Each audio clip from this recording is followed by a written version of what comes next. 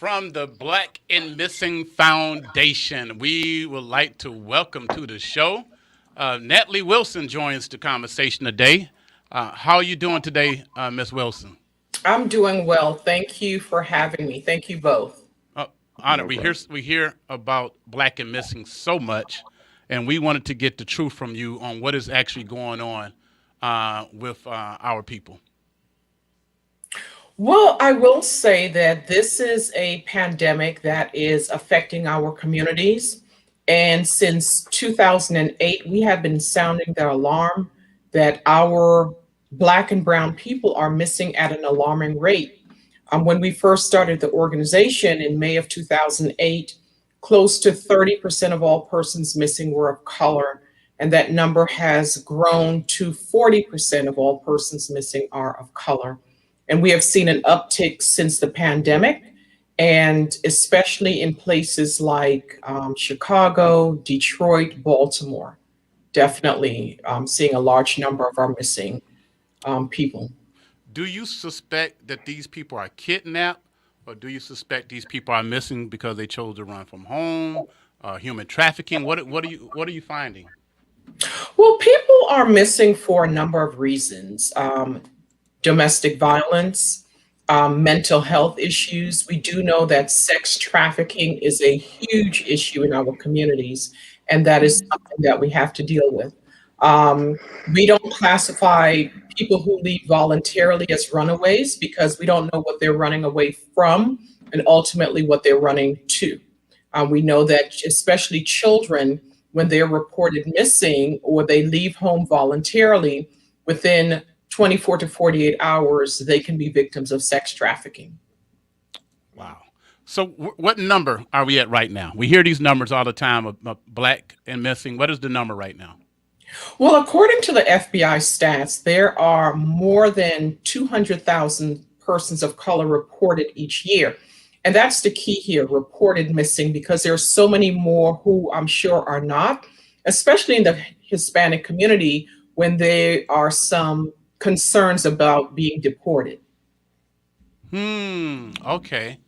So these people fall under the radar because they don't want to go to the police. They feel like they're going to get deported.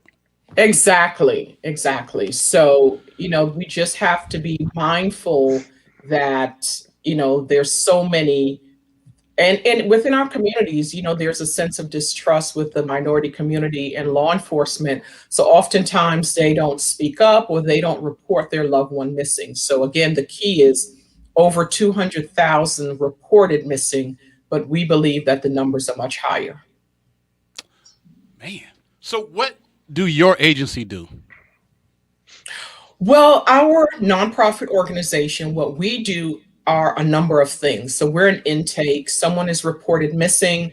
We ensure that a police report is on file. If it isn't, we help the families, work with law enforcement to file that police report.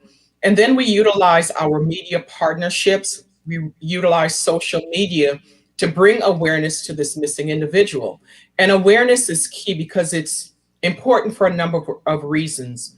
It alerts the community as to who's missing, and they're looking for them, so it greater the chance of a recovery.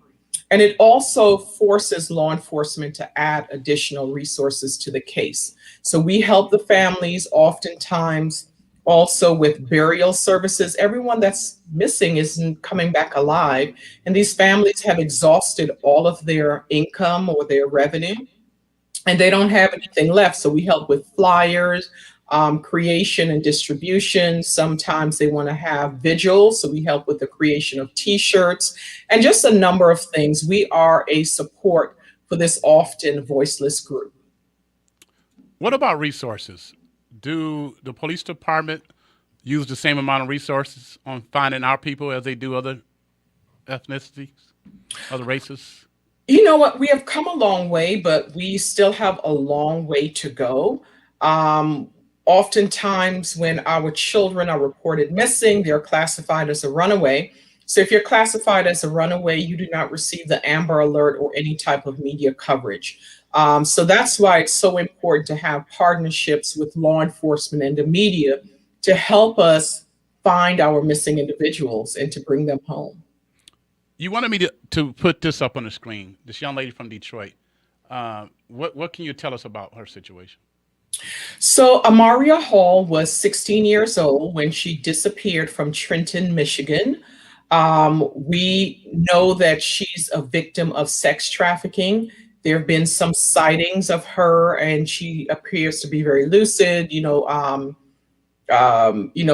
sluggish, maybe not in character. And we're just trying to find her and bring her home to her mother, who's desperately searching for her.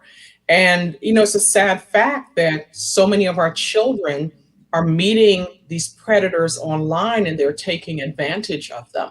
So that's why we ask parents, especially now that we're pretty much working from home or homeschooling, be mindful as to what your child is doing online and who they're interacting with, especially with these apps. Hmm. Go ahead, Big Rob. Wow, I'm just looking at the young lady, and she been missing a whole what, almost 2 years now. Yeah, almost 2 years. Almost two Wow. years. Wow. Are you getting the proper publicity? Are the networks, the major networks, are the social networks, are they playing a role in helping recover these missing individuals? I will say that our Black press have really stepped up to the plate for us.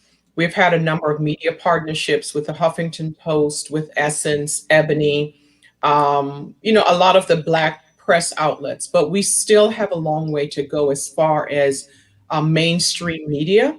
And I would ask any of your listeners or followers to name three, Black or brown, or Black or brown men or women or boys and girls that have gone missing and have gotten mainstream coverage. And I'm sure that they can't name any. So we do have much more work to do, and we just have to keep fighting for our missing, because these are moms, they're dads, they're grandparents, they are children, they are neighbors. And our community, they believe that this issue is happening abroad, but sex trafficking is happening in our communities, in our backyards. Our people are disappearing at an alarming rate. Now, there are also black men, boys who are missing. Absolutely. And when we first started the organization, the largest demographic of missing persons were Black men. However, there's a stereotype that they're impoverished or they're criminals or involved with some type of criminal activity, and or drug related, and their cases aren't taken seriously. So that's why they aren't shown as much, or their stories aren't told as much in the media, because there's that stereotype, and we're trying to break those doors down. Uh, we want to share a story on your website from a person that we covered. They're from our home city. We know their family, Big Rob. You remember when she went missing, we Yes. had Hmm. her family members on the radio talking about this. Do you know anything about Danica Deshae Walker? Have you had any leads on this? No, none at all. And she's been missing since 2010. Yes. August of 2010, yes. So no leads at all. So I'm not sure. Have you all heard anything? What is the family saying? They haven't said anything to us in a while. Mm-hmm. There was some concerns of her possibly being in the Chicago area, Mm-hmm. but I don't know if they had any news, any correspondence. We just remember them being on radio, and we was trying to push this story out to the public, Mm-hmm. and it hits home when we went to the website and you see somebody that you know. Yeah. Yes. Yes. And that's another thing that we're realizing. Unless it's personal to you, people aren't taking this seriously. I'm sure you all remember the firestorm in DC in 2016, where people were outraged that so many girls were going missing. And then once the narrative changed and it didn't really affect certain people, the story was forgotten. But we have to keep our missing in the forefront, because someone knows something, and we want to give these families hope to not give up. Man, it is so many black people missing. Natalie, this is you just go to any state and you see all Hmm. these beautiful pictures, images, Yeah, and they all have a story. they And do. it's But unbelievable. yeah, it takes all of us. We all have to collectively do something, and that includes law enforcement, the media, and our community. We all have to step up. And we know that there's a sense of distrust between the minority community and law enforcement. But if any of your listeners have information about a missing person, we have an anonymous. If they can reach out to us and let us know, we can, help bring that missing individual home. Whew. I'm gonna scan down Florida. I just went to Florida. Of course, we're in Orlando, Hmm. and just looking at these images, I even see someone here, a 14-year-old, and a 28-year-old from Orlando. I saw an older lady who was like 83 years old, Hmm. 85 years old, missing since 1974 in Clearwater. A 42-year-old missing since 2010 in Jacksonville. And then I think I saw an 83-year-old in Yeah. Orlando. What do you think is happening? What do you think have happened? Have these people just changed their name, or what are your thoughts? Well, some of these cases, like Shrakita, the one with the graduation cap on, we believe that that was a domestic violence matter. Some of the elderly that you mentioned suffered from Alzheimer's or dementia, and they're known to walk away from their caretakers. So we believe that happened as well. There's one young lady, I forget her name, but you just showed her. She was pregnant by an older man, and apparently she stepped out of her door to talk to him and never came back. So there's so many reasons why people of color are disappearing. But as a community, we can, help bring awareness to this issue and help us find us. Wow. Do you? I know we got to go in a few minutes. Can you give us some success stories? Absolutely. We have quite a few of them. Since we have been in existence, we have helped find or resolve over 300 cases. And the one that comes to mind is there was a young lady by the name of Kennedy High who went missing out of Baltimore, Maryland, and she was a victim of sex trafficking. And we had a partnership with a radio station similar to this. And the radio station shared her missing persons profile, and the Uber driver saw her, contacted us. We contacted the FBI, and she was able to be recovered from being trafficked. And sadly, she indicated that there were more girls there, but they, weren't able to be rescued. They were moved from that facility or that location before the FBI got there. So we're glad that you're using your platform to bring awareness to this issue, and it can save a life or many lives. Wow. You make me think about the situation in Cleveland, which this man had these women locked up, Oh, and yes, yes, yes, yes. yeah, had them. Yeah. Man, it's unbelievable. There's so many beautiful folks are just missing and have not been heard from. And what is the number they should dial? Of course, you want them to call the police, but how can they reach you guys? So we asked them to visit our website at bamfi.org, and it has all of our information there, including social media. We issue alerts every single day, sometimes multiple times a day, and we would like the community to not only look and like these profiles or these missing persons flyers, but to share it within your network because someone knows something and it can help recover a missing person or provide closure for their family. Rob, you got anything? How we scroll down this list of beautiful people missing from the state of Michigan? Wow. I'm looking at the list and I'm just in awe. I didn't know it was, even though I'm in the media, didn't know it was that many African Americans missing. It's wow.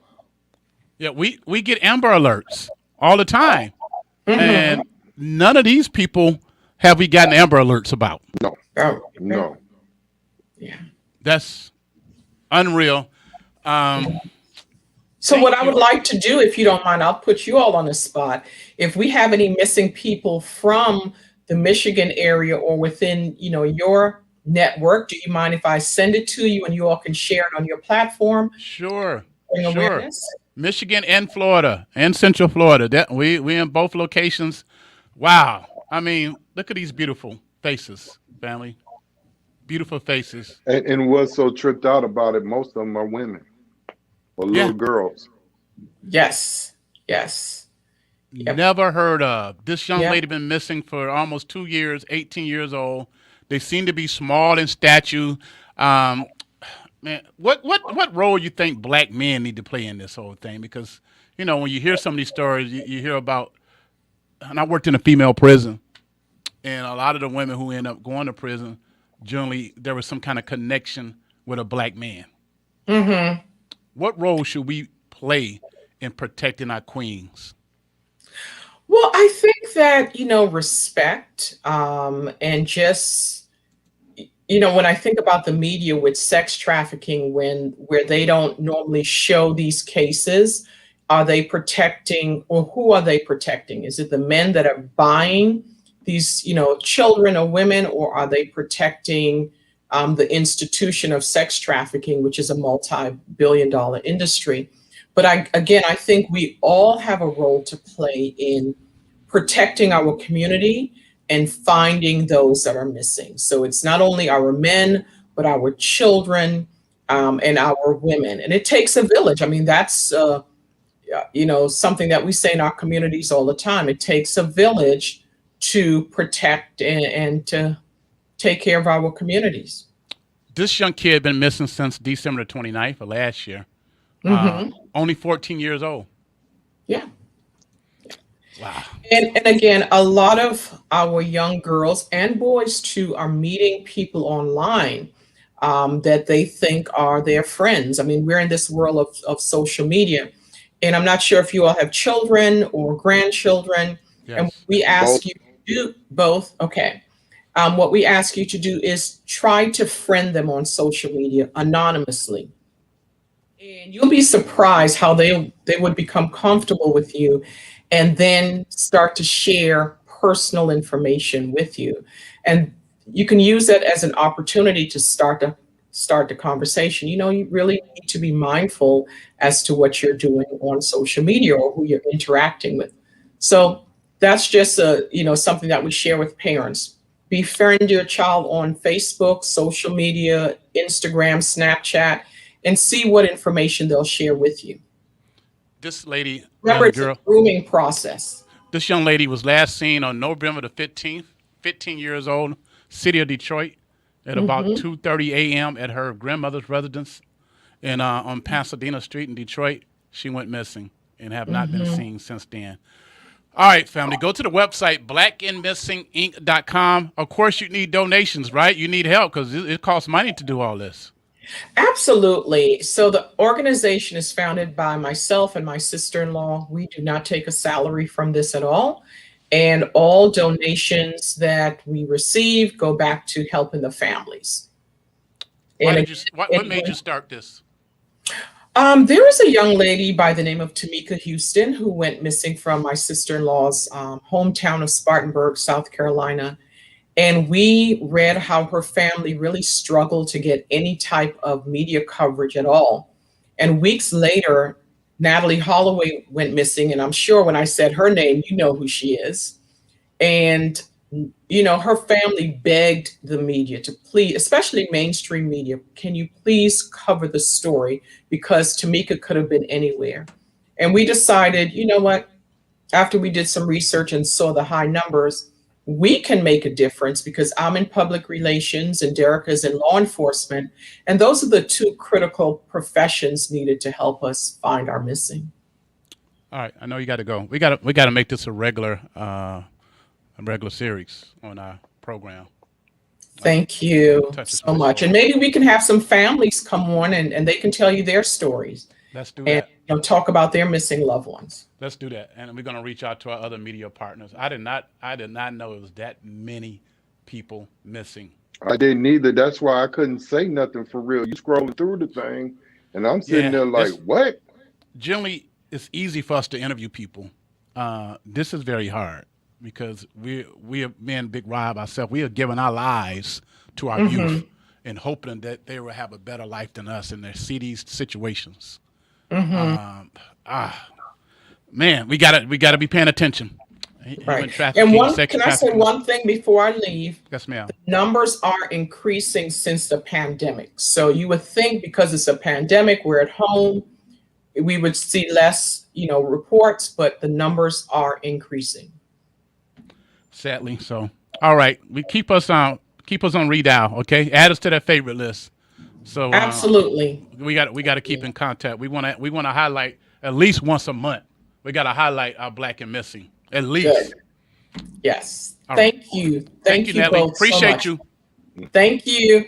Take Bye care. bye.